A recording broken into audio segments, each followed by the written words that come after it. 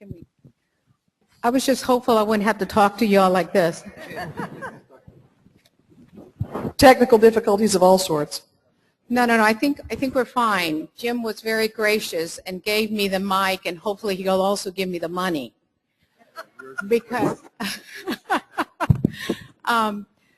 because you know, so much of the time people talk about the goodness of fit of transit in the urban context. And you're not going to get any disagreement from me, obviously, not only because of my present job, but because I've been a transportation professional for 30-some years. Actually, I think it's getting closer now, every day to 40. And I truly understand that in order to really have vibrant urban areas, you have to have, you know, good transit, not just transit. You have to have good transit. There's a difference between transit and good transit. But before I get into that vision, let me briefly talk to you a little bit about some hardcore belief in what you really need in order to do anything, whether it's transportation, transit, or anything else. First of all, you really got to know what you want to be when you grow up, okay? You got to know, you have to know that. If you don't know that, you're never going to get there, whether it's a 10-year horizon or whether it's a 40-year horizon. B, you have to know what you want more than first, you need to know what you want, number one, what you need, number two, what you need, number three, because you can't have it all. Before I became a transportation engineer, I was an economist, which is a hell of a great way to be a civil engineer, because you understand the concept of rate of return, and you understand the concept of what money means. And once you know what you want, number one, number two, and number three, it has to be supported not only by that special interest that wants something, but by the ground roots swell of support from the people. Because at the end of the day, it's not a special interest that funds big complex projects. It's the support of the people. Then you got to develop funding mechanisms. And I mean real funding mechanisms, not stuff that we put down in, you know, like dream sheets, but that don't actually happen. And the way to make a funding mechanism something that actually happens is to make sure that there's equity distribution within that funding scheme. In other words, they who benefit the most need to pay. You can't spread things all over everywhere when you're talking about funding big projects in this day and day. It needs to be that those who benefit the most pay.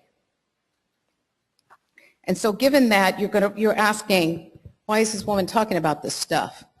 Because at the end of the day, unless you have that reality, nothing happens. But let me talk specifically about transportation. I'll tell you what I see in the future, and what I would like to see in the future is an interconnected system that makes sense. You know, one of the things when I walked into this room, which was, I guess, in the anteroom a little while ago, there was this great map that had the region out there, and I saw that, and there was different crayons, different colors for different types of investment opportunities. And I had the purple one with me a second ago, because I spent a lot of time taking the purple one, which was the bus lanes, and putting them in the region, and then connecting them, because there were what I consider to be obvious corridors that have absolutely no purple. And how can you cannot have a meaningful, well-functioning transit system unless it's connected, and unless it connects to important things, which is one of the reasons I feel so proud of the fact that this county finally connected Metro Rail to the airport. Oh, folks, that was a huge step, not only for this county, but for this region.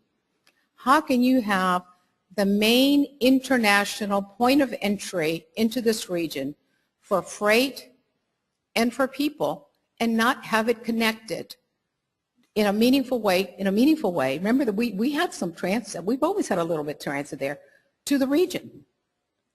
And when I say that airport experience, we need to do the same thing with every major economic engine. We need to be connecting transit in a meaningful way. The downtown in Miami needs to be connected to the downtown Fort Lauderdale. The universities need to be connected downtown. The hospitals need to be connected to major residential sector areas. And we need to connect them intentionally, because that way we'll connect them correctly, as opposed to just, let's put this little bus here and let's put a little bus there. And let's hope that it happens over time. No. It needs to be done intentionally and purposefully. But let me tell you a secret about transit, if you don't know this. Unlike highways, which I did for many, many years, transit has an additional component that's really important.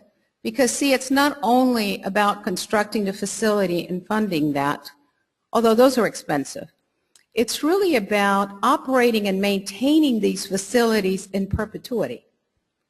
And that's really where the expense goes. And so, if you're really serious about doing what Jim says, and I totally agree with my colleague Jim, I rarely have a disagreement. The one area I have a disagreement about are the funding policies. Because look, if the biggest expense in transit is not building the facility, it's operating and maintaining it, then why is it that so many of our funding formulas, whether it's money coming in from the state or money coming in for the federal government, exempt operations and maintenance as as something that can be done with the money?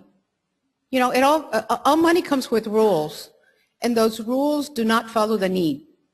And so I think that some of the things that we need to do is make sure that if indeed there is a groundswell support for transit, because traffic congestion was our number one thing, right? Then we need to make sure that we're changing the rules to enable us not only to construct, but to operate and maintain good transit facilities that link our urban areas, that link traffic generators, that link those important economic regions together. Because if not, it's an exercise in futility. You build the Taj Mahal, but you don't service it because you can't. Or you service it initially with buses and train and whatever, and over a period of time you don't have money to maintain it or to operate it. The other thing is, apart from operations and maintenance, I think the other thing that we need to do is, we make our living out of being beautiful. Not me. I'm 58 years old, I'm not beautiful. But our region is, and that's part of what attracts people here. And every time I look out of my building, I'm on the 17th floor of Transit Village, and I look out. I faced east, so you can imagine how beautiful my view is. I look out, and the water is gorgeous. The skyline is gorgeous. And then I look down at my mover system that I care so much about, because it's what distributes people in our downtown area. And I see peeling paint. And I see a lot of things that I would like to see, that I would like to do differently. But it's not that it doesn't get done because we don't see the need. It's that it doesn't get done because we don't have the money. So again, if it's benefiting downtown, what do we need to do in order to make sure that there's some level of equity in he who benefits, he who pays? Just put those thoughts in your mind, and let me hand over to the mic to the really brilliant men in this panel.